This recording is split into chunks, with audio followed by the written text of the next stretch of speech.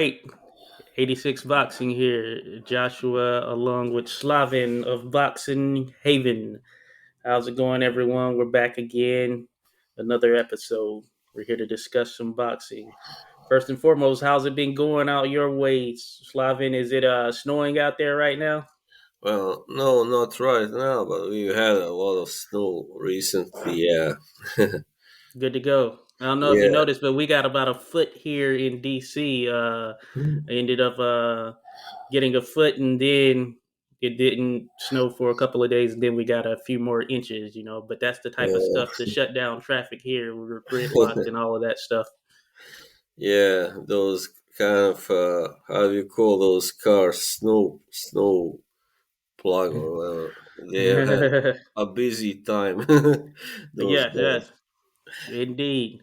Indeed. So welcome though, but yeah, definitely glad to be back in the mix here to talk some boxing again. I know we had a long period where we weren't able to link up, so this is a good opportunity to check out what's going on in the world of boxing, where we stand currently, what's on tap, and we'll take it from there. But definitely there's some pretty good fights that are lined up for 2022. I know the Zone released a big catalog of fights that they are planning, and then there are some others.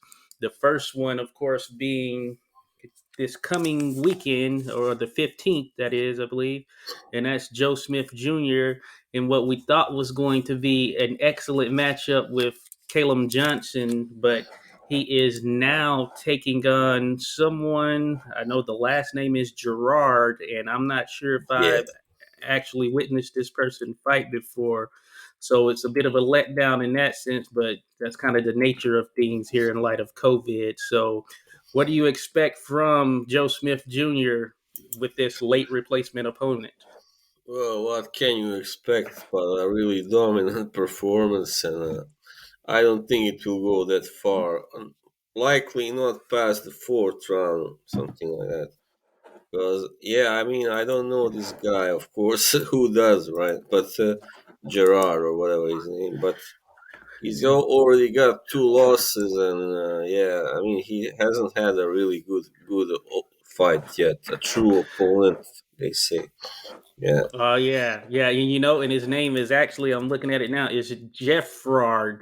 Oh So yeah, yeah, Jeff. definitely haven't heard or seen him fight. But yeah, I'm with you here. Looking at his resume, the name that I see that is a standout name in some sense is Denis Grachev. But that being said, Yeah, that's right. Grachev Grachev has been past it, and he had a small, very quick run where Yeah, he looked like he had the potential of maybe being someone special, or someone who could be a titleist who hung in there for a while, but he has mm. since gone pretty much downhill from there. And he won that fight by a decision, and then he didn't win all the rounds. So if he had won all the rounds, so maybe I would say, all right, maybe he's really worth something, but. Grachev hasn't been really a prime fighter since maybe, I don't know, 2016 or something. Yeah, Yeah, and it's such a downfall for Grachev, as a matter of fact, as well. Now that I'm looking at it, because I think the fight that kind of put him on the map in a sense is 2012, when he took out Ismail Salah, who yeah, was expected to be someone good, or who had promise in the sport. But then he lost to Lucien Boutte, who we all know Boutte mm, was one of the top 168 pounders. And then from there, it's pretty much been downhill for him. He's now, yeah, he beat, Grachev is, yes, now up to 20-16, which is yeah. amazing. He also beat this guy who was pretty good light heavyweight before, from Hungary, Zsolt Erdei, but Hmm. that was his last fight. So, and I think that fight was very, very close, So, yeah, yeah. That's Okay.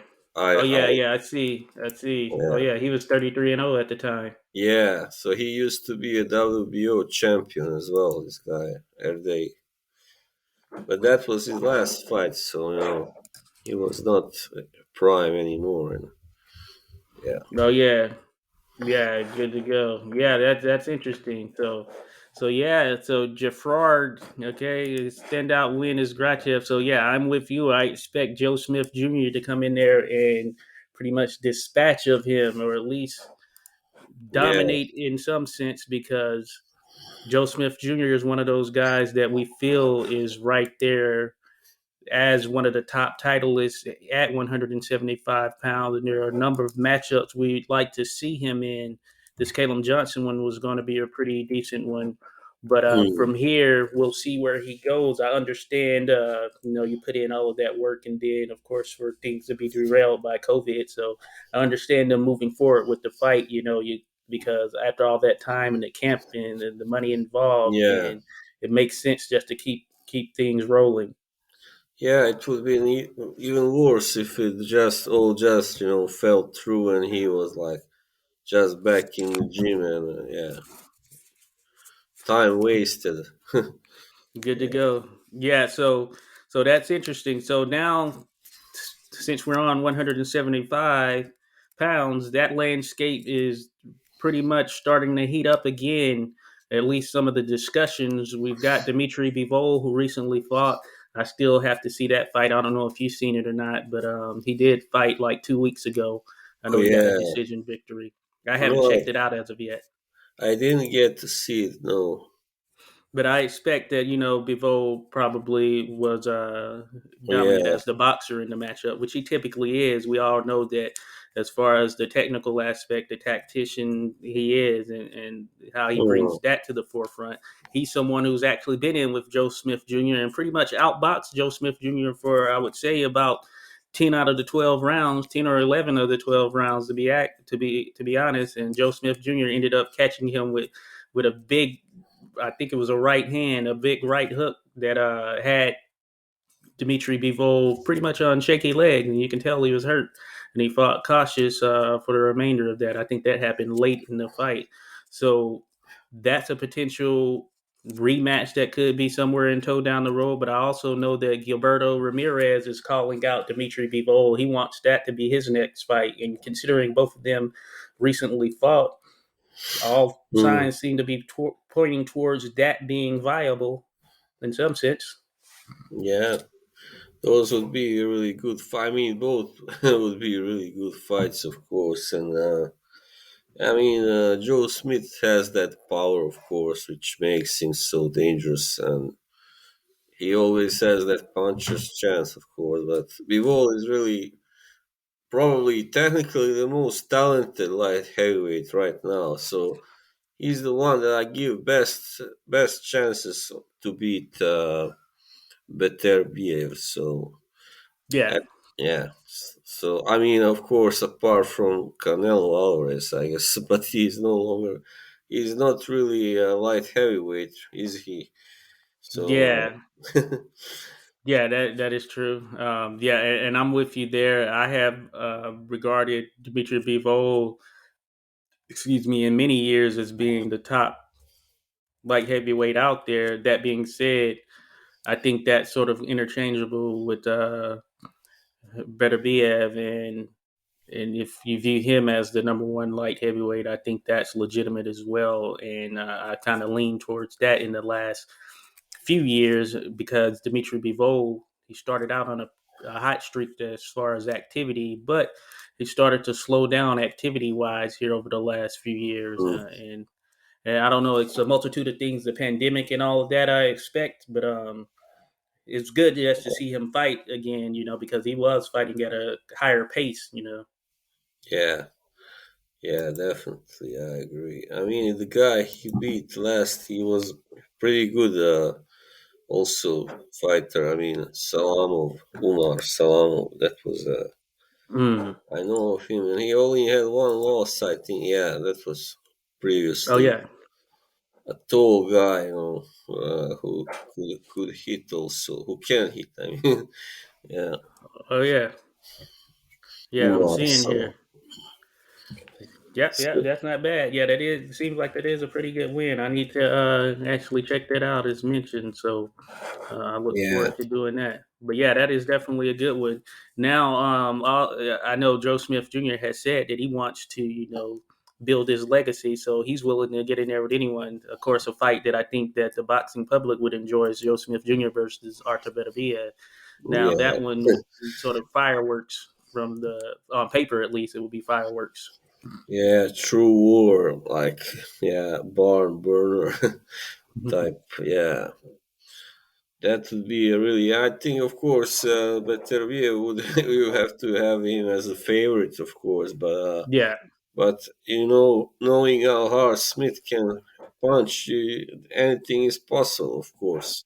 yeah, So that is true. We do know that Beterbiev is a beast. Without undoubtedly, he's a yeah, beast. But that being said, Caleb Johnson was able to catch him and drop him. So Joe Smith exactly. Jr. carries and packs more power than Caleb Johnson with Yeah, Caleb, without a doubt. So that makes it very interesting.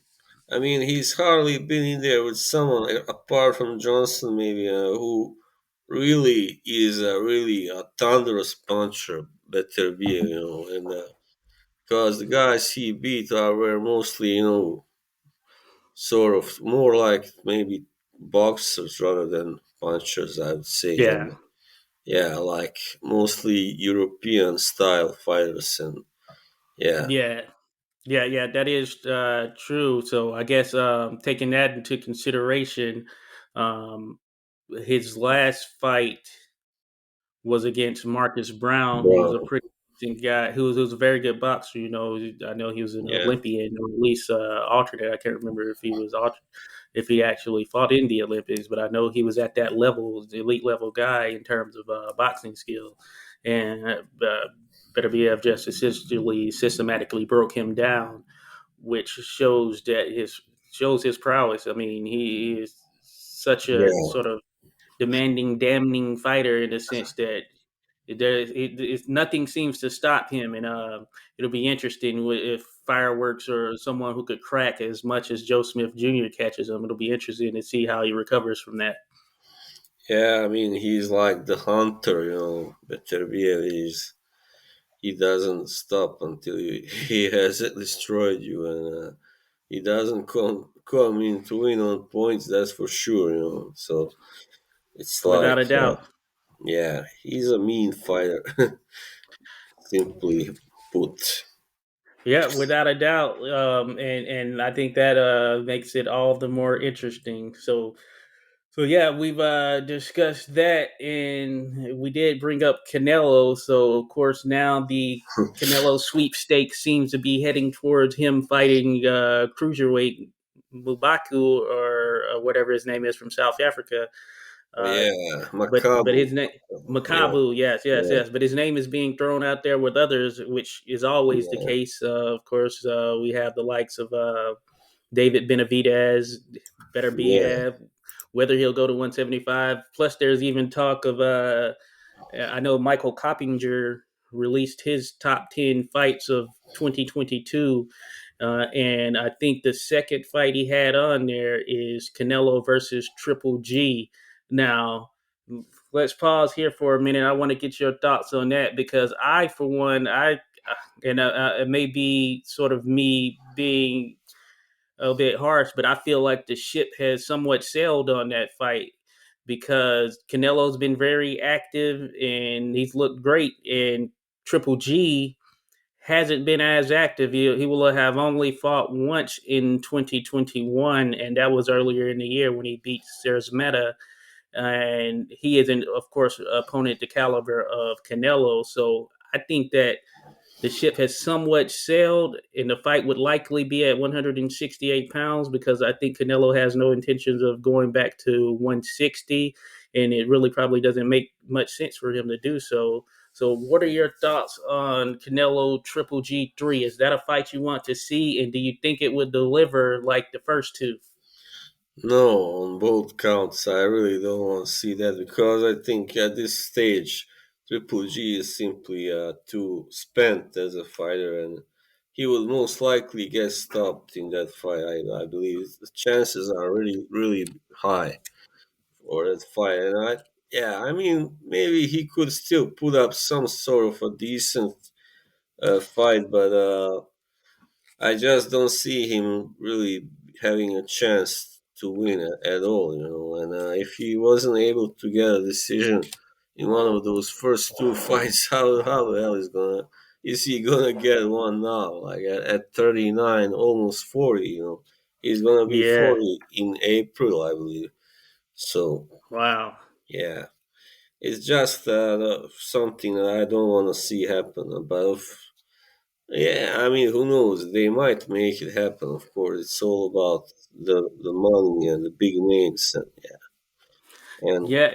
yeah, Canelo It, winning that trilogy.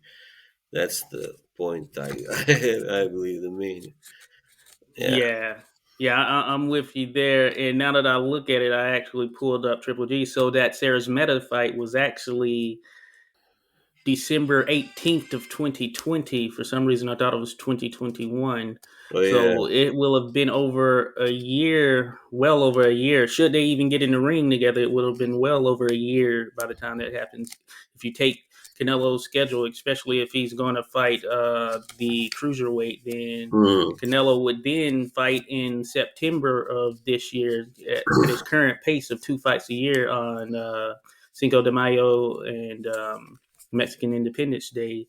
So Hmm. that would mean that Triple G will have been almost 2 years without a actual fight, and I think that would prove to be pretty interesting. Considering prior to that was this Derevianchenko fight, which was a close fight, an action fight, which was in October of 2019. So I don't see that boding well for Triple G at all. Now that you think about it. No, not at all.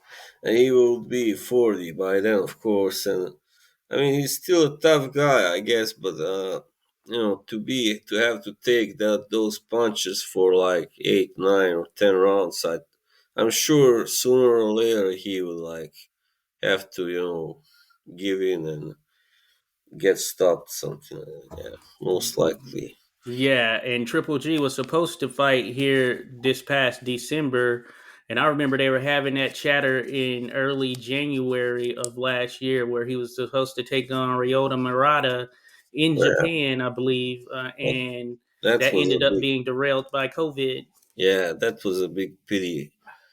But Yeah, yeah, it's a, yeah. I just wanna mention one fight that actually was supposed to happen next week, and that fell through. That oh was yeah, Tony Yoka versus Martin Bakole. So that was a oh really yeah, pity because I was looking forward to that fight because they say that this guy Bakole is a pretty good.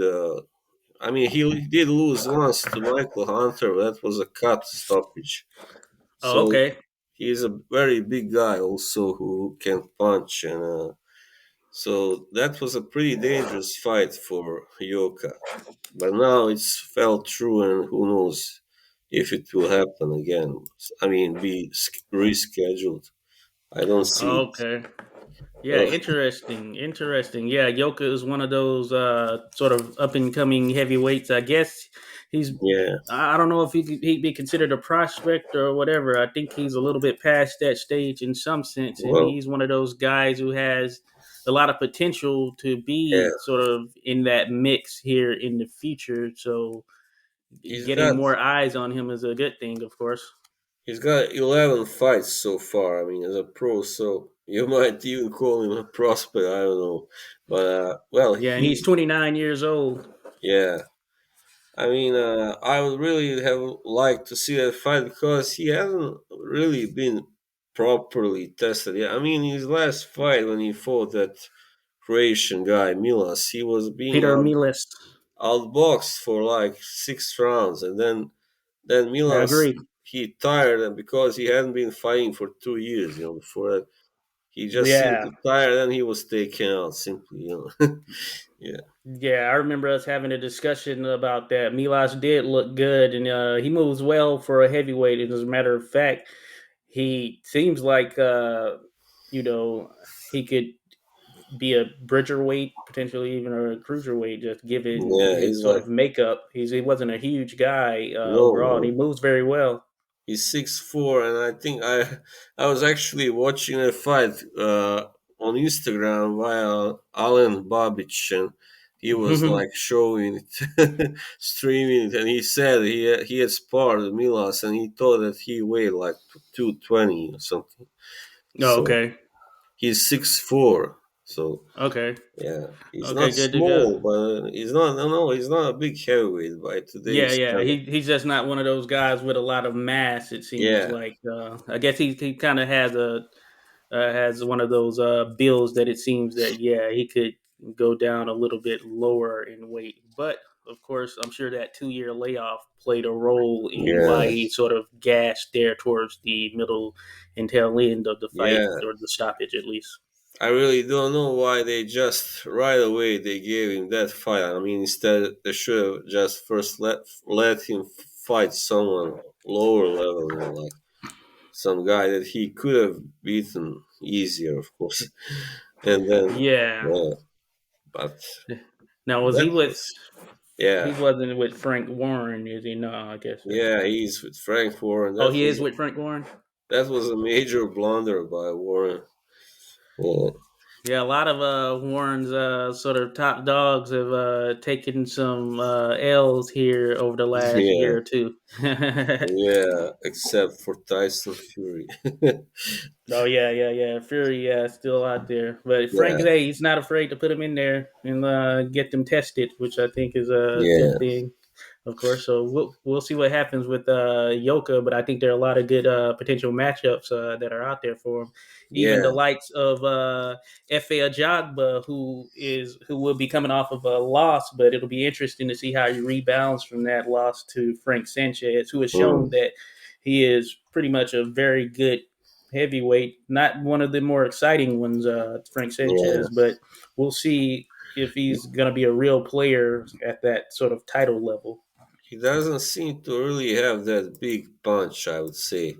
Sanchez, maybe not, but he's a pretty good boxer. All I mean, yeah, rather complete. Otherwise, I would say, and he's a Yeah, yeah, yeah, strong guy. Obviously, quite big built. Like, yeah, yeah. Yeah. So he is certainly. I think that him and Alexander Usyk would be a good sort of technical matchup.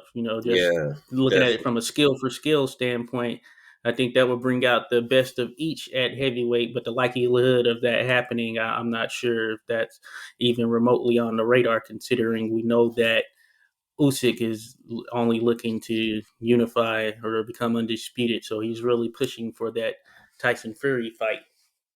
Yeah, that's right. Sorry, I was just distracted by a message. Yeah, Oh yeah, yeah, no problem. It's all good.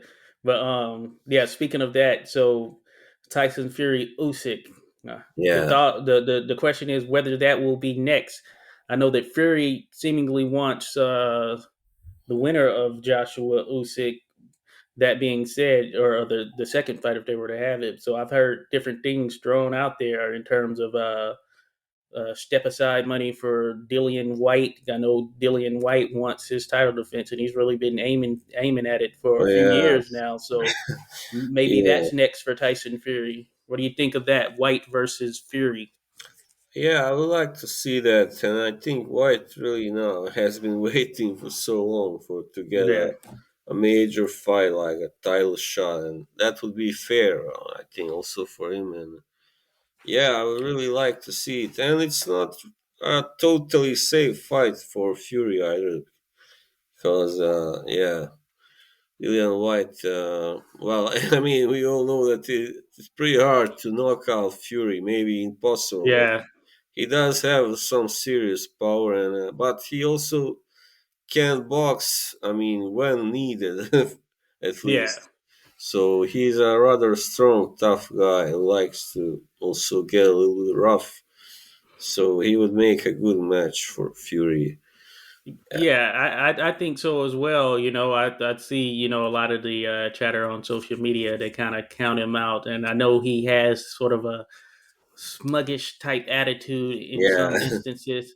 He probably rubs people the wrong way, similar to Carl Froch in some sense. yeah, So I know that's one of the reasons behind it. But I do think that he is a viable opponent for Tyson Fury, and at least for thinking about his power and how he sometimes, lets his guard down to throw shots. I think he would at the very least make it very interesting for Fury, who we've seen, if he is caught with the right punch, he will go down. Yeah, So I think that makes that's it interesting for Dillian White. yeah. Yeah, I mean, that I can see Fury, as I said before, getting stopped if he was put down, many times. I mean, enough times, and then if that guy could come up with a follow up that was good enough to, enforce a stoppage, but Wilder was not able to do that, of course, simply. So he was never able to really follow his knockdowns up so well. I mean, and yeah, Fury came back always, and yeah, simple as that. Yeah, So yeah, that is yeah, true. you gotta be smart. I mean, you gotta know when to pull the trigger, when to step back, and wait for your chance, and when to attack. And yeah, Yeah, that's and I think the issue for Wilder was, in every other fight when he dropped opponents with some of those same shots, he was able to just finish them right then and yeah, there. But in that this case, Fury, in this fight as well as the first fight, he got back up and he came back bombing himself. yeah, he came back with a fury. Yeah, yeah, yeah. Fury came back with a fury. No pun Yeah, intended. because he was like he grew up fighting, with that his background, his Oh yeah. traveler background. They all fight like almost immediately after they learn to walk, like almost. So that's why maybe they develop some sort of a natural resilience, you know, to Yeah. getting hit, but it's also about the mentality. I think a big part of it, I think I don't remember who said it. I know one guy said not so long ago, a famous maybe ex-boxer, or he said, I think in like 90% almost, or 80% of the times when people get knocked down in fights, they can get up, but they don't always, because Yeah. they don't want to get up. So that's simple as Yeah. that. Because they know what's coming. That Yeah, mental piece of it.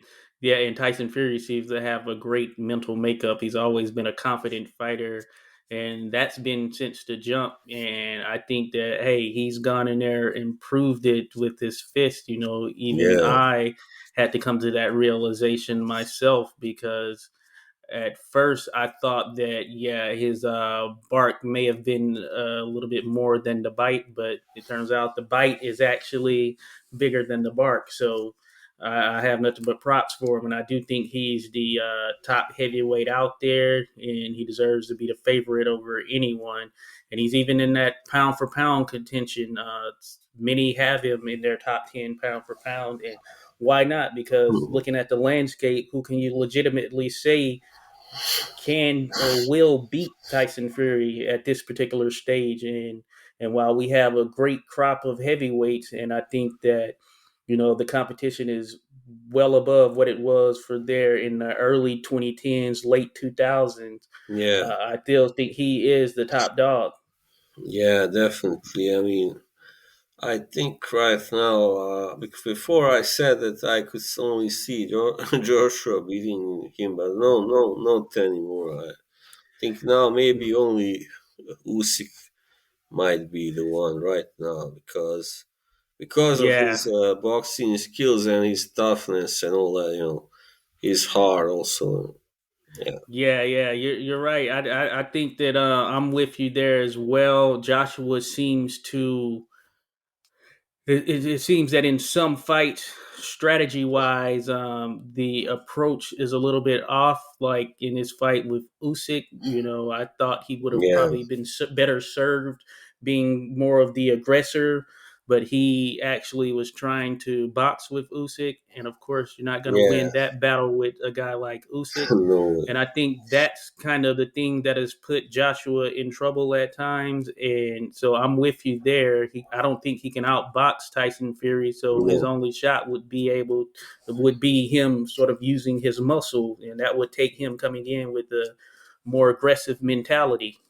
Yeah, and that would also leave him more exposed for a Yeah, counter punch. And yeah, I mean, I think one thing that first his fight really changed Joshua as a fighter, and yeah. it really did something to his whole how do you say it, confidence, and yeah, the way he kind of looked at himself as this almost invincible destroyer, like. Mm-hmm. And that fight really kind of made him see, oh no, I'm just another guy. I can get knocked out just like anybody else almost. So Yeah. yeah, and I think the problem is, as I said before, I don't know if I told you this, but there is another guy. Yeah, I told you. Yeah, that's right. Another Croatian, a minor fighter who has sparred with Joshua, and Okay. he said that he actually has three different trainers. So Oh yeah, yeah. yeah, and they all kind of, they don't really agree that much. They tell him different things. They react differently to his sparring and all that. So one said like, "Oh, that's very good," another one said, "Oh, not so good." That's Yeah. really Yeah, weird. and yeah, I'm with you there, and I guess that kind of ties to sort of as of late, Joshua has been traveling around seemingly on a trainer hunt, looking for, I guess, a new Yeah, trainer, and he's been to a lot of places. I don't know whether he's settled on anyone yet or not, but it'll be yeah, interesting to see who he ultimately settles with, because I think that would be a huge difference in how this half of his career sort of finishes out. yeah. I think also now we have a little less great trainers than we did like 10, 15 years ago, Manny Yeah. Stewart. And the main reason, why Sugar Hill has been so successful, Fury, is that he learned from his uncle, like Manny Oh Stewart. yeah, yeah. So that was it. So there simply aren't that many really, really good, I would say, trainers right now. Yeah, seldom gets any better than learning from the great Yeah, Manny Stewart. So yeah, I think if you think about those out there, yeah, he is definitely one of them. And and stuff that I've read and seen is, the saying is yeah, that to be a good trainer, or at least some of the good trainers, they learn from someone who was regarded as one of those good trainers. And I think yeah, that Freddie Roach is one of those, learning from Eddie yeah. Futch, of course. Then you I have some was, other guys who are out there like Nacho Berenstein. oh He's yeah. getting a bit up there in age and everything, And and Roach, you I have was some gonna other. say Roach. I don't know if how much he trains right now. I mean, because Yeah, he's been kind of struggling with his health. I yeah, think yeah, so. Yeah, yeah, and he has shown to be the type of guy who can take fighters who are already at sort of stature and all that stuff, and kind of yeah, try and tweak their game a little bit. So that's mm, someone like Joshua. Another good trainer, I think Robert uh, Garcia is a yeah, very decent trainer, just from an overall mm, perspective. He's more offensive based. A lot of his fighters, you see their offensive output yeah, change. And I do think, and I've mentioned this, I like the work that, so far at least, that Andy Lee is doing with Joseph Parker. And I think that's a good example, at least how Joseph Parker has looked offensively. yeah, Of course, and we've always talked about he's such a nice guy. I think that he had the chance to really take someone out and hurt him. Chisora, for example, in his last fight, he really yeah. kind of let him off the hook a bit. But I think that he's looked good thus far with the changes that are the subtle changes I've seen under Andy Lee. Yeah, I think so too. He's been looking improved now, and yeah, I think Andy Lee, he was of course as a boxer himself pretty good technician and all that, and yeah, Yeah, yeah, he was, and he could punch. So yeah, I and he think, could punch, so he has a lot to learn. I mean, to teach his yeah, yeah, fighters. yeah. So And yeah, that's actually something that I feel Anthony Joshua could benefit from as well. Just thinking about his makeup and all of that stuff. yeah, maybe I mean, you have to think because that he's definitely a strong guy, but he's not yeah, really necessarily a puncher in that sense.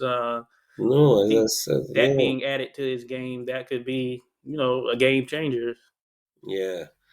Yeah, I think when I was watching Joshua's first pro fight, I did see that like live more or less.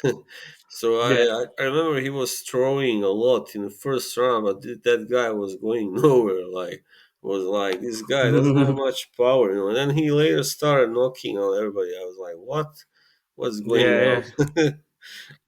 It's yeah. like weird, but yeah, I mean, it's more he does have power, but I don't think he's the same kind of power as Wilder, for instance, that he Yeah, yeah, has. without a doubt. So it's not like he hits you once, boom, you're gone.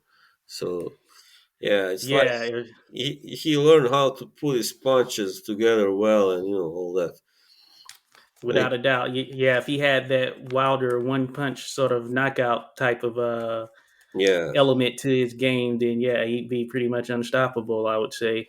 But that's he doesn't right. have And that. you saw that against Klitschko also. I mean, he first put Yeah, him down, and I remember it was fifth round. I was thinking, all right, that's over now. He's done, yeah, Klitschko. And then the next round, he just bounces back. The old guy, yeah, puts yeah, him yeah. down, and then yeah, in the end, I think people were saying that fight got stopped a little too early, but that was the 11th round.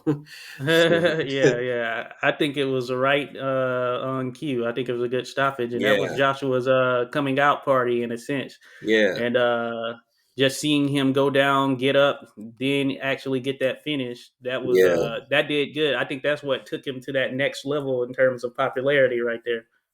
yeah. I was gonna say Klitschko never had a chin, so that's why. I mean, it's obvious that had Joshua really had that sort of power, one punch, then he would have finished him off like in the fifth round, very likely. So Yeah. simple as that. Yeah, yeah, yeah. I'm with you there. So yeah, that does make it fairly interesting. That fact that yeah, he's on this training search, and we'll see what stems from it. And I know that there's also been chatter of Wilder, what he does next. I think the Fury thing should be put to bed. Fury has proved that he's the better man without a doubt, but there's still some interesting fights out there to be made with Wilder. I'm interested Yeah, in the Ruiz fight. Even a fight with Joshua, or Dillian White, though that one might not happen. But yeah, I that think he has was some opportunities out there. that would be pretty ugly. I mean, like a pretty fight Yeah, stuff would get yeah. really, really ugly. I think, but yeah, that also would be very exciting. I mean, because of course Wilder doesn't really have the same chin as Fury, so we know he can get knocked out. I mean, Yeah, like it doesn't take that much, to knock him out anyway. So I think White would definitely have a better chance in that fight, and then against Fury. So yeah, yeah, yeah, yeah. I agree with you there, and I think that yeah, each of them, has the opportunity to stop the other in that fight, which makes it an yeah, interesting matchup for sure. yeah, that's right. And Wilder, of course, can knock out White as well, as we know. So yeah, we Yeah, saw what happened to White against Povetkin in the first fight. So we know he yeah, can get knocked out. yeah. And and that's one of the things. It's about how you come back from a fight, and White Yeah, has bounced back from knockout losses. Yeah, unquestionably, both. and he doesn't let them phase him. So I think that's a good thing. So I think he has that metal Yeah, as far as being able to bounce back from something like that. too So much pride, I think. Yeah, yeah, without a doubt. So it'll be interesting. I feel like Wilder should be able to bounce back from this Fury knockout in his last fight, considering yeah, he went through the other two fights with Fury, and they were very demanding fights. They took a yeah, lot out of each of the fighters. The last one being the one with the most back and forth from an yeah, overall perspective. So I think yeah. I that mean, bodes well. to get knocked out. I mean, to be stopped like in 7 rounds, that's all right. But to be knocked out like in the 11, that can really damage a fighter. Like Yeah. so. I don't know. He might have taken some damage from that, but that will be shown when he steps into the ring again. And of course, I hope he hasn't taken too much damage or so, because that can be always dangerous if he should get knocked out again. So, but I don't know. We'll see. And he's also now like getting on in age a bit, like 36. Yeah, Oh yeah. He is getting up there yeah, without a doubt. So yeah, he has probably a few good fights left in him. We'll see how yeah. it goes. I wanted to, since we're still in the heavyweight division, were you able to check out that knockout of Luis Ortiz over Charles Wow. Martin? That was pretty nice.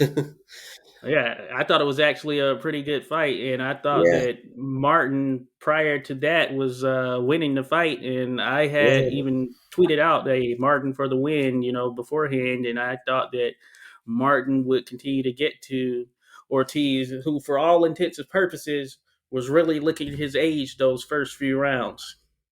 yeah. Yeah, I mean, he did. He scored like two knockdowns, right? Yeah, Hmm. and Yeah, he was getting the best, I guess, of exchanges until the fifth round, maybe. I don't know, sixth, something like that. Sixth, maybe. I don't know.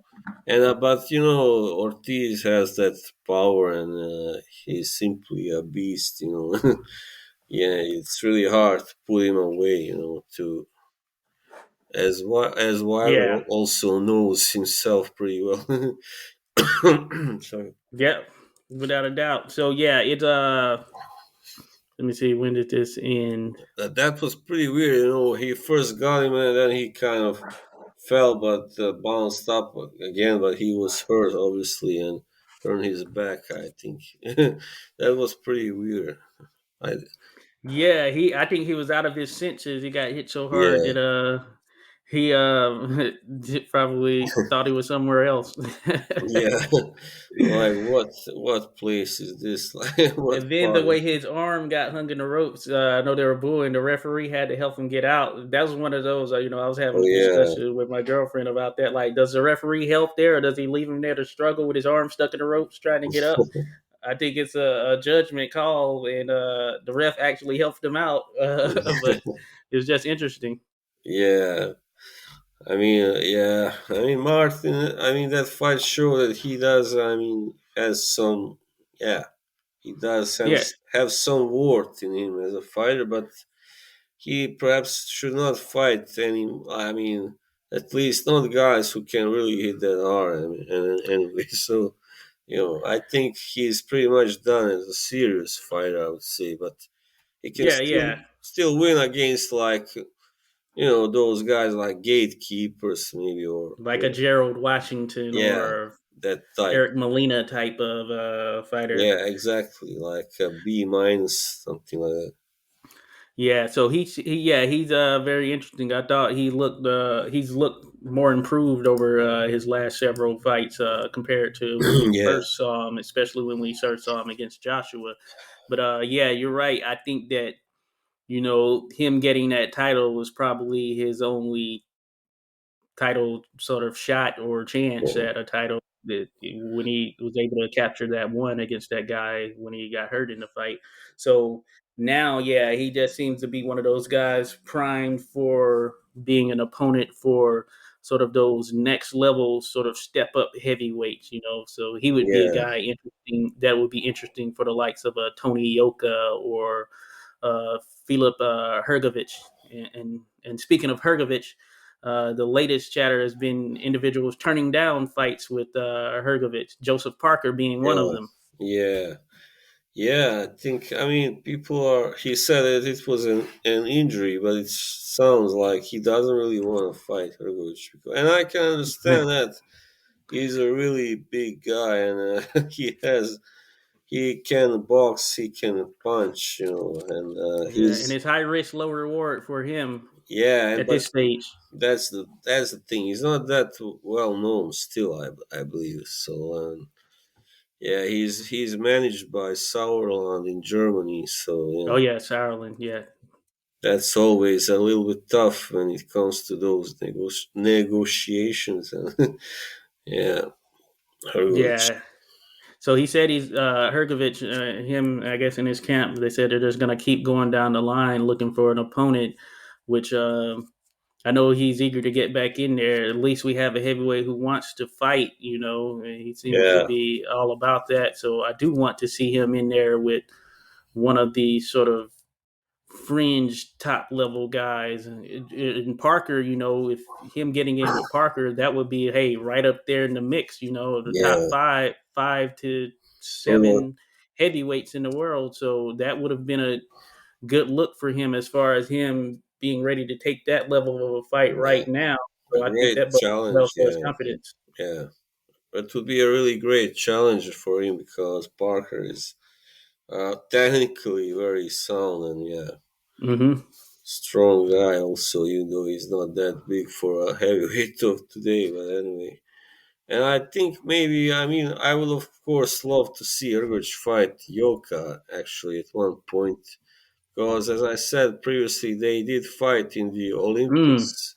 And that was a good fight, but in the end, I believe Ergovic was stopped, or did he lose on points? I'm not sure. That's but anyway, that was a pretty competitive fight, it seems. Yeah.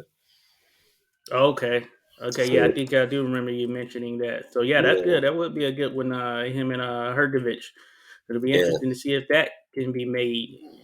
yeah. Because Ergovic is much more like, I mean, physically, his match than Milas was, and yeah, he would Yeah, love yeah. he would love to get revenge. I bet also. So Yeah, and I'd like to see that because I think that sort of with this level of competition that Hergovich has fought thus far, I think he's shown that hey, he has something to him where he can step it up even yeah, a bit more. So I think that would be good. Him going against the likes of a Yoka or some of these other sort of heavyweights that seem to have some type of promise or whatever. I'd imagine a fight between him and Daniel Dubois would be yeah, a very good one. Just given Daniels or Triple D's sort of offensive sort of focus at times, even though he's tried to clean up things since that defeat to Joe Joyce. But I think that that would make for an interesting fight, the two of them. Though I don't think that's mhm, going to happen. yeah, yeah. Me neither. Not right now. Anyway, I think Dubois needs to just get back on the right track first, and then he can think about challenging Yeah. someone like Hergovich or yeah, Yeah, whoever. speaking of that, you know, Joe Joyce, that's a name that I feel like I Yeah, haven't heard anything about as of late. So I don't know what's going on. I yeah, don't know if you've heard anything or the like what's juggernaut. the outlook for him. The No, juggernaut. Of no, I course, haven't. he spent that time in the amateurs and he turned pro late. So, Yeah, time is of the essence for him. So very late. one would think he would be sort of in that mix. I know they were trying to fast track him, and he's looked like, hey, he's ready for whatever. Pretty much at Yeah, heavyweight at this point, it's just a matter of what can he feasibly get because I don't think a title shot is really in place or in line for him right now. It's kind of we're kind no, of jam packed and yeah, backlogged as far as the title shots right now. So he's likely gonna, if he wants to fight, at least gonna have to fight someone who doesn't have a title. Yeah, I think he knows himself that he wouldn't really stand much chance against those guys like Fury, and yeah, a few others.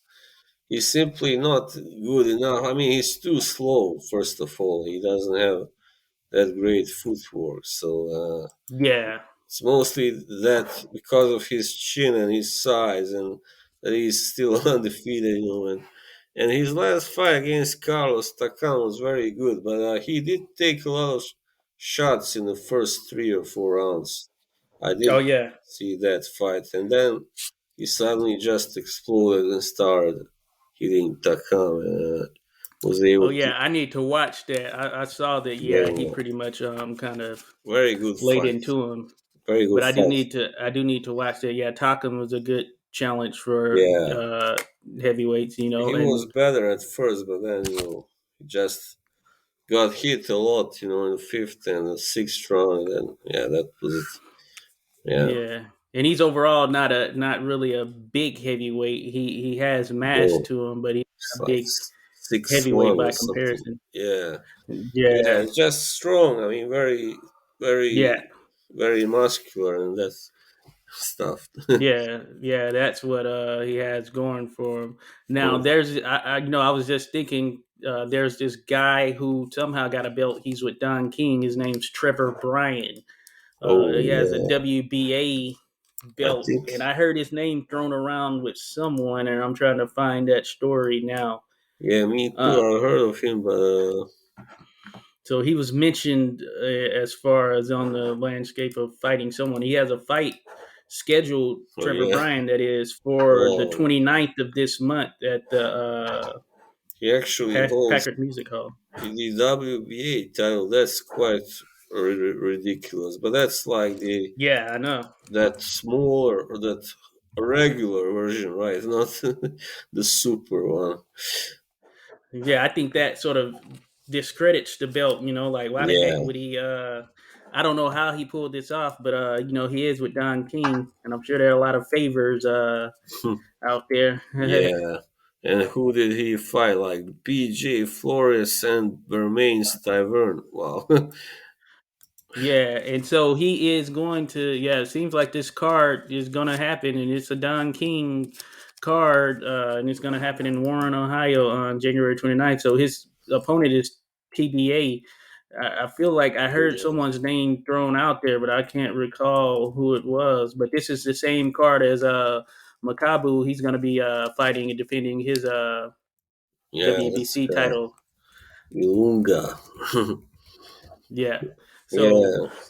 so I think there are going to be eyes on it just for the prospect of Makabu fighting Canelo next. So I think Hmm. people are going to be tuned in to see what he looks like Yeah, and all that stuff. he's having the rematch with that guy he beat before, Tabiso Muchuru. Yeah. He's like a good technical fighter. That guy Muchuru, he's a rather small guy for a cruiserweight, so he got Yeah, I knocked haven't out. seen him. I haven't seen that fight. I don't think I've seen their first fight either, but yeah, I was gonna Okay, so say. it's the name was actually Daniel Dubois, who was thrown out there as a potential opponent. I don't know if this is happening though. All right, I was just gonna. And then Yeah, Manuel Char's name is I see out there in some things as well. and also while we are in that division, Okoli is fighting against Oh yeah, Michał Cieslak of Poland. That was in February 2017. Yeah. So they were oh yeah. saying like that he was gonna fight as a heavyweight, but now it seems they changed the plans. Oh, Okoli. so that's not a heavyweight fight. No, that's like he's a defense of the cruiserweight title. Oh yeah, you're right. Yeah, WBL Cruiser. Yeah, I saw you had posted that article mentioning that, and I thought it was a bit premature as far as the move to heavyweight, considering Yeah, he hasn't had definitely. the cruiserweight the WBO title for very long, Yeah, and I was and like, what's he doing like, already moving up? Yeah, yeah, because there's still a few.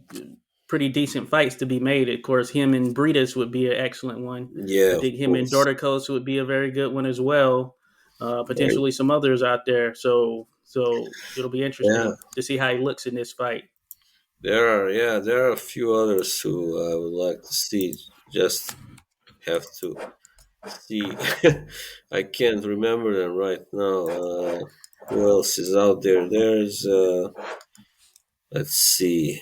Oh no, that's not it. Just a second. Well, Oh yeah. there So is of course. Yeah. Well, Badu Jack, but he's getting on in age. Yeah. yeah, he's not a big cruiserweight, even No. though he's fighting up there. I don't think he's a big 175 pounder No. Well, either.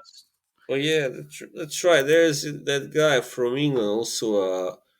An Afro-English fighter who is undefeated, Richard Riakporhe. That's his name.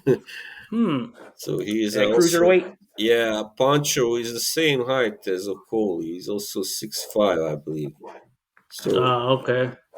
he is like, Yeah, I don't know if I saw him. yeah, he beat a few guys. I mean, he beat in his last fight a guy who was like a fringe contender, maybe still is Duro Dola Olan Revaju.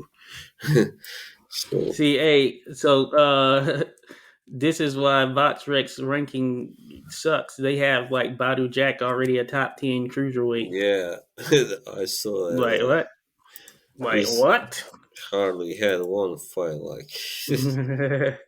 That's interesting. Yeah, I really wonder why he went, but I guess he just can't make the weight anymore. But he's had three fights actually so far. Sorry, as a cruiserweight. Well, yeah, that's even surprising. I saw the one because it was on one of those Triller cards, but it was against an opponent who he Yeah. was going to beat regardless. But he hasn't really fought a real legitimate threat at cruiserweight. Hmm. But I do like Badu Jack, and I think that he's had some pretty good fights over the years, and he's been one of those guys who has been on the unfortunate end of some decisions, but Yeah. Yeah, he's made a that's name for true. himself without a doubt. He's been really like, how to say it, robbed. Let's put it a nice way. More than once against Pascal, he was really. I just don't know how he could lose that because that was also a card promoted by Mayweather, who is Badu's promoter, Yeah. right? So, and I had him like winning 8 rounds or something. I think in that fight. So that was Oh really. yeah, I remember having it fairly close myself. I think I had it in favor of Pascal, but that doesn't mean that I was right. Yeah, I mean, Oh also yeah. there were a few others, but yeah, I mean, against the Gale, yeah, that's right. Oh yeah, and I saw Dubois. I actually saw Badu Jack's last fight. For some reason, I didn't. It didn't dawn on me that it was at cruiserweight. But he beat this guy Sam Cross, who's actually out of Maryland. I've seen him fight Oh live yeah, a couple of times. But I knew that Badu Jack would beat him because this was a step up in competition for Sam Cross, and he made pretty quick work of him. yeah, in This two was in rounds. Dubai. Yeah, Yeah. yeah. So I mean, yeah, it'll be interesting. and Badu never was a puncher at 168 or 175, so that's interesting. Seems like he's maybe gotten his power, like, yeah, how to say it, maximized now. Sometimes that can happen. I remember where Nathan cleverly he had a few cruiserweight Oh yeah, fights, and before that he could hardly knock out anyone unless he was like really dominating them for 10 rounds or something.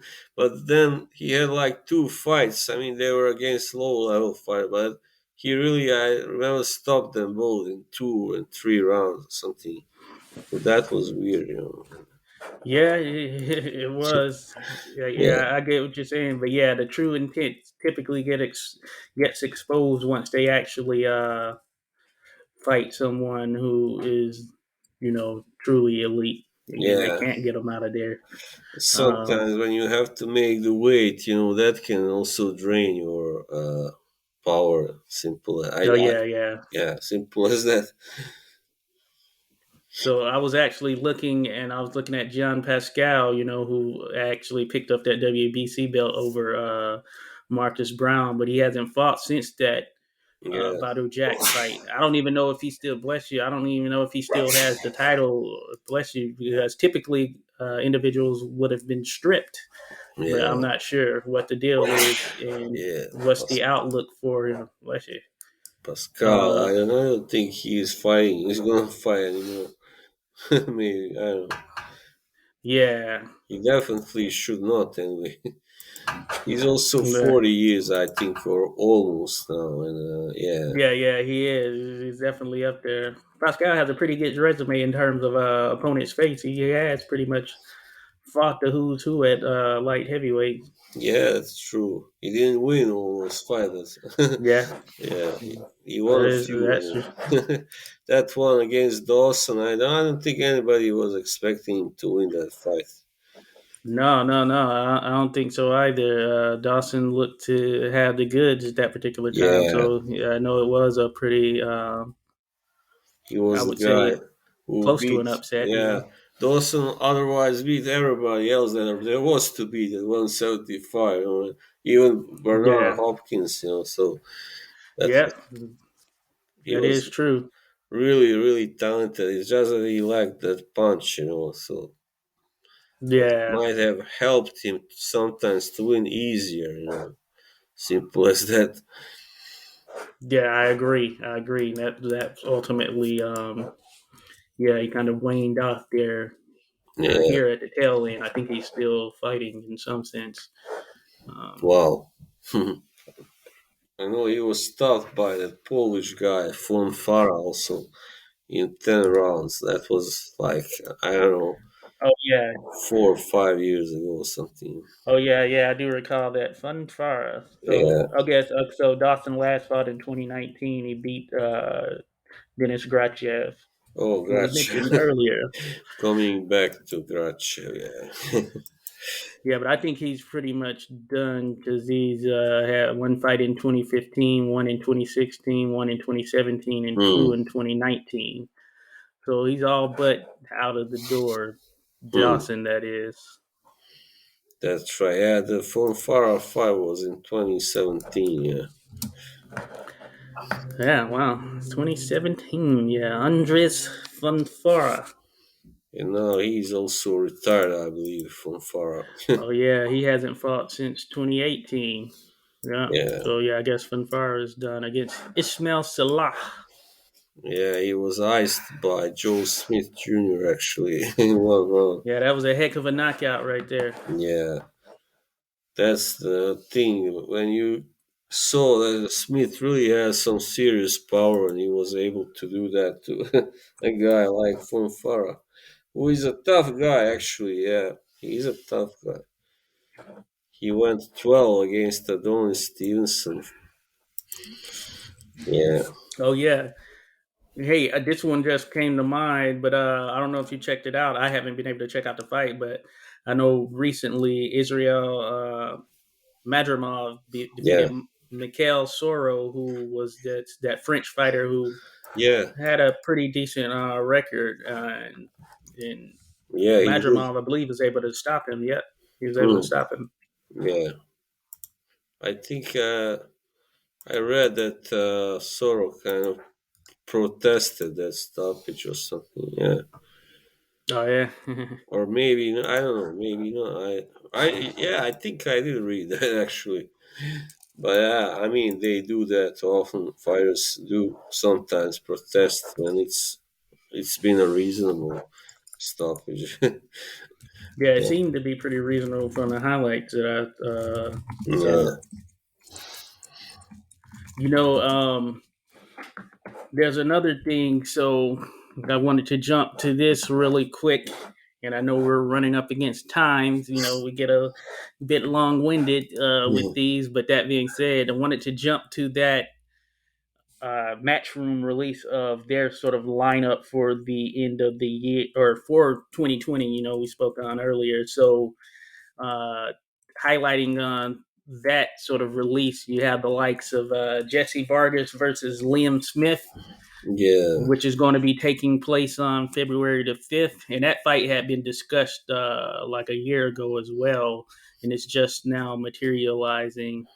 I All think right. that it's a pretty decent fight. It'll be interesting. I think Vargas, this will be his first fight at, I want to say this is at 154. It has All to right. be because I don't see Liam Smith fighting below that right There now. it is. Yeah. So it'll be interesting. I think that, I thought that Anthony Fowler would get Liam Smith or beat him. I thought because he was a more active fighter and he seemed to Yeah. be in his stride, but I was very much wrong. So Liam Smith, hey, he still seemingly has the goods. So this Yeah. should be interesting. I think that he should be the favorite over Jesse Vargas, who is a very good fighter. But I think that him moving up in weight, of course, he doesn't really have the type of pop Hmm. at these higher weights. And he never was a big puncher or anything, but No. I do And favor Liam Smith in this fight. yeah. He did manage to stop Saddam Ali, but he did have some power, but not major, yeah, power. That's right. Yeah, And Smith, Saddam Ali. I think also Smith is the favorite. I think, and he seems to be. I mean, for a while he was back to fighting like guys that were, Well, he did fight Sam Eggington in 2019, but he was fighting a few guys that were not that great. But now it seems like his hunger is back again, to really prove himself. And yeah, Yeah, and so we're gonna see the long-awaited, or maybe for some, long-awaited return of Daniel Jacobs as he's going to be taking on John Ryder in what should be a very interesting fight on February the 12th. So this, I believe, is at 175 pounds, if I'm not mistaken. Oh no, it's at super middleweight. So super middleweight, all right. 168. Yeah, that's where Danichi. Jacobs has fought in his at least last two fights, for sure. So he's going to take on John Ryder in what should be, as I Yeah. mentioned, a pretty decent fight. Both of them sort of rugged vets in some sense, battle tested. Hmm. Probably Jake was a little bit more so at that sort of top level. So I think it's an interesting fight. And Jacobs, he, in my opinion, has to look good considering his showing against Gabriel Rosado in his last Yeah. time out. So he needs to look good in this fight because otherwise his 168-pound campaign has been Julio Cesar Chavez and Gabriel Rosado in a fight that some thought he lost. Yeah. Yeah. It was a very close fight. Yeah, I think Yeah, John Ryder is a pretty hardy competitor, and he yeah, seems to have also pretty good power. I mean, he scored some good knockouts against solid opponents. In mm-hmm. Europe anyway, Patrick Yeah, yeah, yeah, Nielsen, Jamie Cox, those guys. And he gave, of course, Callum Smith a very tough fight, as we know. And yeah, I don't know what his shape is right now because that fight was 2 years ago. But I think he will also give Jacobs a really, really, a good, good hard fight, good yeah. He challenge. should. Yeah, And yeah, and I think that, yeah, I mentioned Jacobs needs to look good in that fight. We're also going to have on February 19th Jaime Munguia against Demetrius Ballard. Now, Demetrius Ballard is a guy out of this DC area who's a pretty solid fighter. This is most certainly a step up for him. I think a major step up, as a matter of fact. mm, And the Munguia has looked as of late. I don't know that Ballard will have enough to really get or keep Munguia off of his game and from ultimately kind of honing in on him and getting some type of stoppage. I could be wrong, but Ballard, he is a solid opponent, but this is most certainly a step up for him. yeah. Well, I can't see that fight on box track, but I'm sure that will come up somewhere. Anyway, yeah, Mugia is such an exciting fighter, and I always follow him with great, I would say, Yeah, enthusiasm, and yeah, he seems to have grown in really fine into 160, and as I yeah. He's thought, looking good with yeah, El Terrible, yeah, Eric Morales. yeah. So I think he's got a pretty bright future still ahead of him, and he's still only 25, So he, Yeah, the sky is the limit, as they say, I guess, for him. most certainly, and I think he's been building his name, especially in Mexico. So I Yeah, think he definitely brings a crowd from what we've seen in the fights that he has had. So yeah, Ballard is 21-0. With 13 knockouts, he has one draw, and as mentioned, he's a solid fighter. But this is without a doubt a step up for him. He hasn't fought an opponent the caliber of Munguia, yeah, but this will be his chance. yeah. You never A test for him. know. You never know how good they are until they start dancing. How good they are. Yeah, yeah, and Ballard is 6 foot tall, so The same height. size wise, he'll be pretty decent. Yeah, same Um, height as Mugia. for Yeah, so that should be a interesting one. We're also on March 5th going to get Estrada versus Chocolatito 3, Oh which wow. should be a very good fight. I thought actually Chocolatito edged out Estrada in the last fight when they faced each other. So it'll be interesting to see how things go for this one. Well, yeah, I didn't see the second fight actually. No, not yet, but I will. I will. I Yeah, just have to remember to. it's actually a good one. I think Chocolatito looks very good. There was a Mm, question as to whether he was past it. I don't think he's past it. no, well, Typically these smaller fighters it's sometimes they're in such yeah, wars and stuff. But yeah, I think he still looks good and he looks a bit more refreshed yeah. It's just that now. he's had many fights already, so like 50 Yeah, something. I don't know. yeah. He's definitely up there. Yeah, Now, another fight Saturday, March 12th on this DAZN lineup, which I think is going to be a good fight, is Lee Woods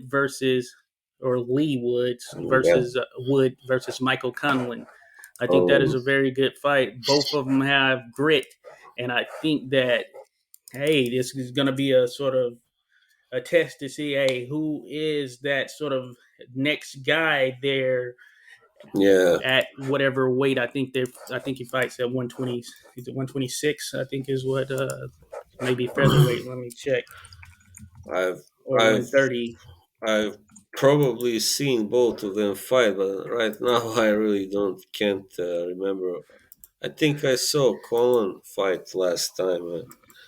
Yeah, and Conlon has looked Yeah, good. He actually beat TJ Doheny in his yeah, last fight, and it was for a vacant interim WBA title. So this is going to be for the WBA, I'm guessing the regular world featherweight title. So yeah, it all is right. at 126. And Leigh Wood, he's or Lee Wood, whichever one, he's looked pretty good as well. He beat Kan Zhu in his last Oh fight. yeah, Um, yeah, this was for I guess a version, maybe the regular WBA title. So that's what's going to be on the line here in this next fight, and mm, I think it's a pretty decent matchup. And if Michael Conlon has the goods, which I was skeptical at first, but seeing what he was able to do with TJ Doheny, who I think is a very solid fighter, I think that Michael Conlon is definitely worth the hype. I think he's a very solid mm. fighter, and he seems to be getting better. So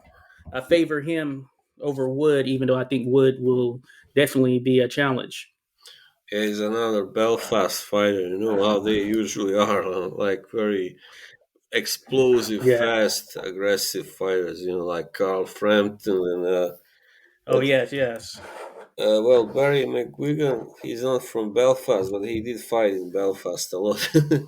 So, Yeah, and I think he's training Conlon, if I'm not mistaken. oh yeah, I yeah. think That it's Mcguigan. or was it Shane? I think his son is Oh yeah, his training. son. Yeah, yeah, Yeah, yeah. I was thinking something was going to tell me. Yes, I was about to mention. Yeah, yeah. I was thinking there was like another one. So yeah, it might be his son actually. Yeah, he's a pretty well-known trainer in UK. Yeah, Yeah. So also another fight, Virgil Ortiz will be back in the ring against Michael McKinnison cool. or McKinson, who's another UK fighter who Well, has a win over Chris Congo, who's a decent fighter that was coming up. And that should be an interesting fight. I favor Virgil Ortiz because McKinson, he doesn't really have punching power. He has two knockouts in his 21 fights. wow. So Yeah, that means that he is going to be working to keep Ortiz off of him the entire time, which should make for sort of an interesting yeah. matchup, at least. That might be like a cagey, tricky fight. Maybe we'll see. Yeah, and we know that Ortiz has pop Yeah, seemingly in both wow. hands, as a matter of fact.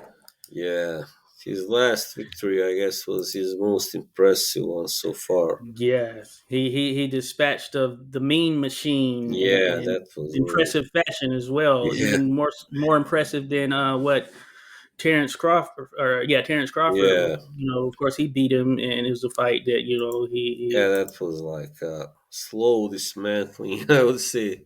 Yeah, and Ortiz. Yeah, I mean he's a beast. yeah, He's a definitely a puncher. He's beast. a seemingly a true puncher in the sense of the word. So Yeah, that makes it interesting. And then another one that has been lined up is Kiko Martinez versus Josh Warrington. This will be yeah, part two. I can't recall. I don't think I saw the first fight, but also not only that, Kiko Martinez now has a title, which I yeah. think a lot of us probably weren't expecting at this stage of his career. But he's still battling on, and he's battle tested uh, It's the across the IBF, pond. right? Yeah, the IBF title. Yeah, Yes, he and so also. Warrington is getting this shot. Yeah, We'll see how he does. yeah, it's gonna be really interesting. I don't know if he's taken some serious damage from that loss to that guy. What was his name? I forget. Anyway, Lara, yeah, and Mauricio Lara. Lara. Yeah, that's right. I mean, since he's not a puncher, and Martinez is, that would be a pretty also potentially dangerous fight. But I mean, Kiko is not the kind of fighter. He's not that fast with his hands. I would say he's so that should work in Warrington's favor. His hand speed and aggression and his stamina and all that should Yeah, should be able to wear out an aging fighter, like Kiko. But of course, yeah. he's got that punch, of course, that he always can win with. So you never So a know. part of me wonders how Warrington got the shot over Lara, but I understand sort of that name value. Of course, it's going to be a bigger fight Yeah, monetarily with but Warrington and yeah, Martinez, but Warrington technically hasn't avenged that loss to Mauricio Lara because their yeah, last fight was a technical draw. yeah. That was a shame. That fight just began to really look good again. I mean, yeah, stuff Yeah, it was. would have seemed that that would have been in line part three, but of course, Warrington isn't going to turn down the title shot opportunity, and I think he has a better chance, of course, of beating Kiko Martinez Yeah, if, if he's because yeah, active.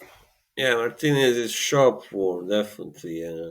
Has been stopped several times and been in wars, and but also another thing that it's unfair that this fight is in Leeds actually. So Yeah, yeah, I mean everything. interesting. Yeah, everything is lower in Warrington's favor in that way. Anyway. So Yeah, yeah, you're right. Yeah, let's see. Yeah, so I think from a money standpoint, it certainly makes sense pitting Warrington against Kiko Martinez Yeah, because the draw, of course, with uh, Kiko Martinez versus Laura wouldn't be quite yeah. the same. Even though maybe So that would have been even more exciting to see, but Lara doesn't have I agree. that same name as Warrington. Of course, he did make a Yeah, big upset, but he's still just some Mexican guy out there. Just another yeah. Mexican who took another world title from another British fighter. Yeah, yeah, yeah. So yeah, and it makes a lot more sense monetarily if they have that third fight with the title on the line Yeah, between Lara and Warrington. hopefully that Assuming he will gets happen. past Martinez, but we'll see. Yeah, hopefully, yeah, that will happen if Warrington, of course, especially if he wins this fight. So I think he will because this is like Yeah, do or die for him more or less. If he loses now, he'll be back like he'll have to fight some weaker opponents than before again being able to get a big fight, and by then he might be also spent, because he's the type of fighter who doesn't they don't usually last so long, those guys who yeah, just fight their guts out each time they fight, yeah. You're right. And I'm looking back, and I guess I didn't recall this, but Warrington faced Martinez in 2017 and won a majority decision over him. Oh yeah, right. That's right. He did. Yeah, So 2017. this is Yeah. a rubber match here. I don't think I saw that either. I don't know. I don't think so. So I, majority decision. So that I assume that one judge must have had it a draw.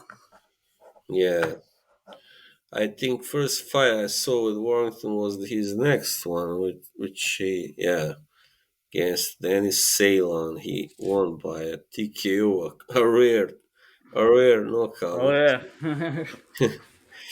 Yeah, 10th. yeah, yeah. He doesn't have that type of pop, so I think he can beat Martinez with activity, which is sort of the best bet for getting because he's pretty Yeah, durable, but he can be stopped. But I don't think Warrington has the.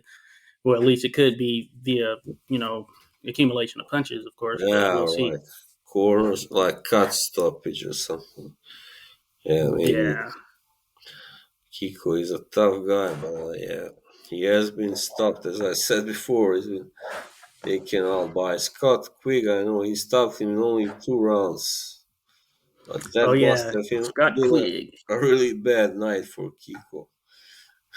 Yeah, yeah, definitely. Yeah, Scott Quigg. He was out there for a little bit. Yeah, he Looking was like a promising guy, but Frampton really ended that. yeah, and it was pretty much downhill from there in some sense. He was too big for that division. Simply, I thought he was like 5'8" and fighting at 122. Like what? How can you make that weight? When you are And I so. remember he fought the Mexican 130-pound champion who he ended up Quigg came in overweight and broke his jaw. Oscar Valdez. Oh yeah, I remember he had that fight, and it was a gutsy win before Valdez. But Quigg did come in overweight. yeah. He could. He I think had a like Frampton never really had a big punch, but Quick could punch some. Yeah, I would say at 122 anyway.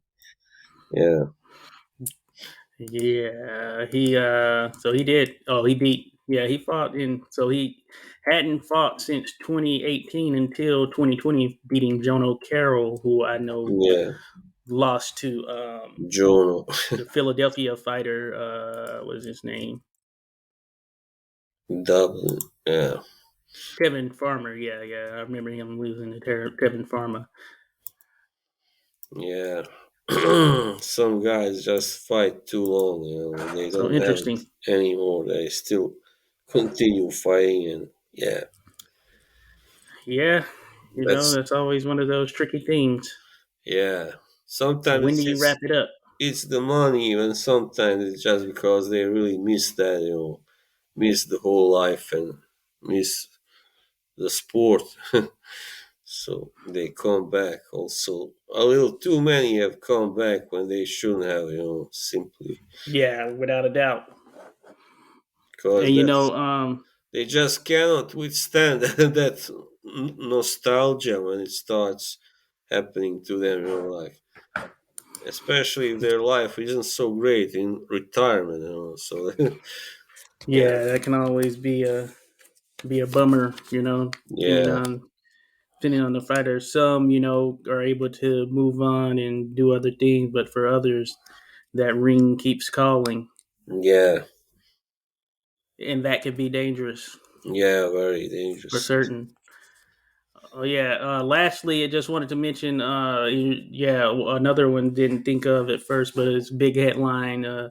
It seems that Errol Spence's return fight is going to be against Yordenis Ugas for the Yeah, W title. So that should be an interesting matchup. It will have been Spence returning from that torn retina last time out. He looked good. I think that's when he fought Danny Garcia, mm, and I think that'll be interesting. I would have. I think I've mentioned this. That I would have liked to have seen Ugas Crawford. Crawford is a free agent. Even better, Crawford Spence. But it looks like that is going to have to wait a little bit longer. And assuming Errol Spence defeats Yordenis Ugas and picks up that title, yeah, it would seem that all roads would be leading towards him versus Crawford for sometime late in 2022. If mm, not, then I think it would be pretty much a shame if that doesn't happen. yeah, definitely. Yeah, that's funny. I was like, I knew I heard of Ugas like several years ago, but I never thought that he would reach this level, right? Like, Yeah, beating Manny Pacquiao, or even if he was, already past the prime. But anyway, he is now suddenly in the contention to fight all these big names. It was yeah. very, Who would have thought? yeah. I'm sure he's saying to himself, "What's going on? Like, how did I get here?" So, but he's a pretty skilled guy, a Cuban, so that's the Yeah, school. Yeah, very much. He's a tough guy. He can tough, certainly yeah, box. And I think that he had a great performance in dethroning Manny Pacquiao, yeah. and He really and kind yeah, of, the outlook is good for him. So I mm, think just the fact that he lost a close decision to Sean Porter. I think that just throws an extra wrinkle in the mix. So styles make fights. So it's yeah, interesting. It'll be interesting to see how he looks against Errol Spence and mm, even if it were Crawford, it would have been an interesting matchup as well because he can be pretty sound defensively at times. So yeah, it'll be interesting. I think that is if it ultimately materializes and is true, then I think that is a legitimate return fight for Errol Spence, and it looks like he's not trying to do any tuning up or anything. He just wants to get straight in yeah. that mix. And Ugas is like pretty. I mean, he's a strong welterweight. He's not like one of Yeah. those guys that came up from like Mikey Garcia, for instance. He's Oh yeah. 5'9". Also, that's a pretty good height for a welterweight. So, but he's not Yeah. a freakishly tall welterweight either. Like you got some Yeah. guys who are like 6'1", 6'2". They are welterweights.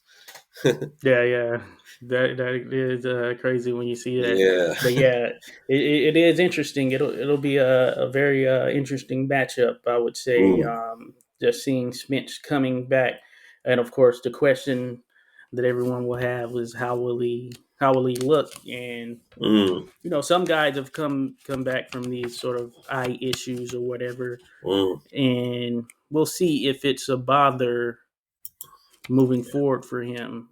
But it all also, of course, him even going down with that injury took some of the steam out, for some at least, out of the potential matchup with Crawford. Mm. That, along with the crash, it's just like we've kind of moved further and further away from it. But hopefully, it happens here in 2022 and not lingers on into 2023, which it still will be an anticipated fight, but it will have lost a bunch of that luster that it had. Yeah, Because theoretically speaking, it probably should have happened in 2019. yeah, that's a pity, but yeah, I mean, what can you do? We can hope Yeah. that it's going to happen soon enough, anyway. And yeah, Yeah, therein lies one of the issues with boxing. But hey, yeah, it is what it is. that's right. It is what it is. Always a lot of politics, and yeah, Yeah. So, all right. So, shall we call it a wrap? yep. We just passed 1.5 hour mark. 1.5 hours. So, if you're listening, if you're still with us, we got you covered. Yep. So, all right then. So yeah, we'll be in touch, in contact, all that good stuff. So thanks everyone who is listening. We appreciate you tuning in. And have a good one.